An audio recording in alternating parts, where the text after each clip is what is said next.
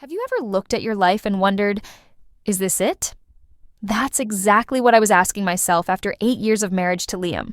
From the outside, we seemed perfect.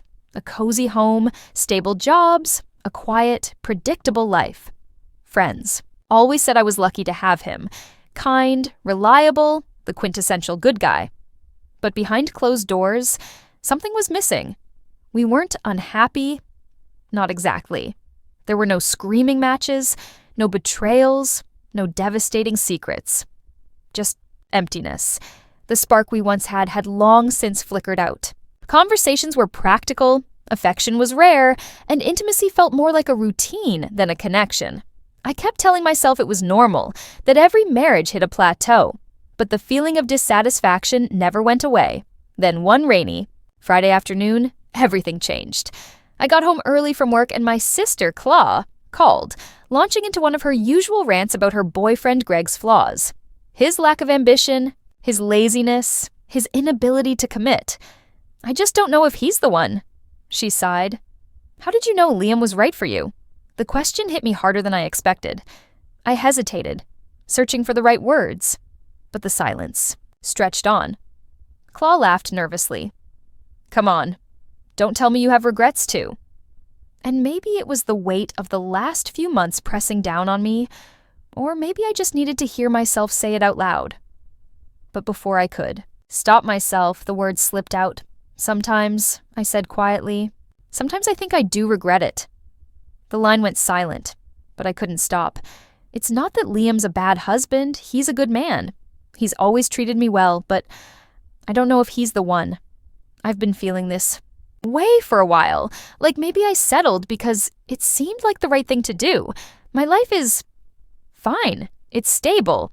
But is fine enough? Is stability all I want for the rest of my life?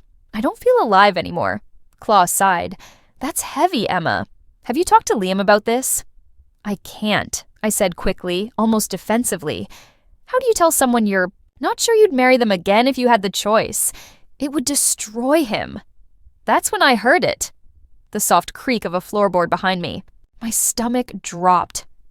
Claw, I have to go, I whispered, hanging up. I turned slowly, heart pounding. But the hallway was empty. I told myself it was just the house settling. But that uneasy feeling stuck with me the rest of the night. And Liam? He was unusually quiet. He avoided eye contact, answered my questions in clipped tones, and didn't sit next to me on the couch like he usually did. I figured he was just having a bad day, but over the next few days, his behavior got worse. He left early, came home late, barely spoke. And when I asked if something was wrong, he brushed me off with a tight, I'm fine.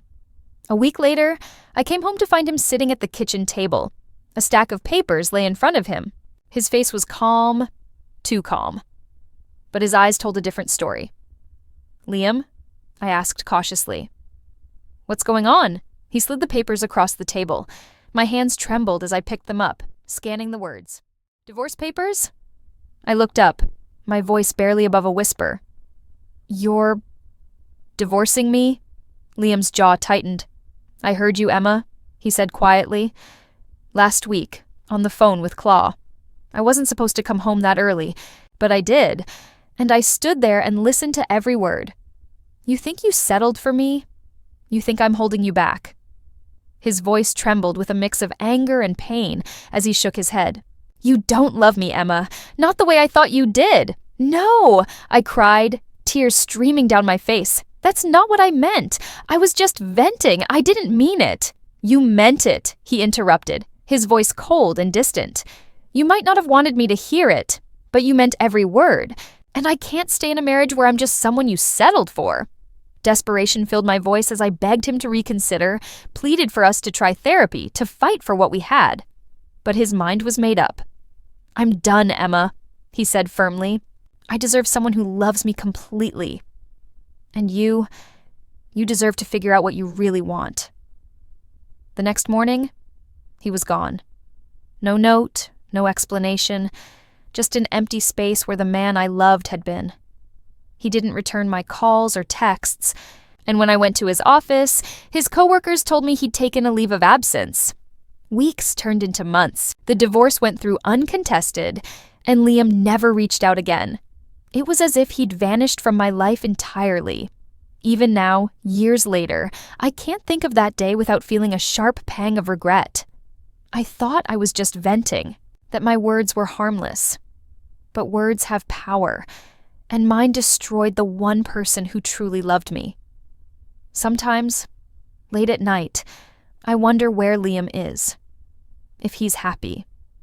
If he's found someone who loves him the way he deserves to be loved. And sometimes, I wonder if the biggest mistake of my life wasn't losing him, but realizing too late that I never truly deserved him.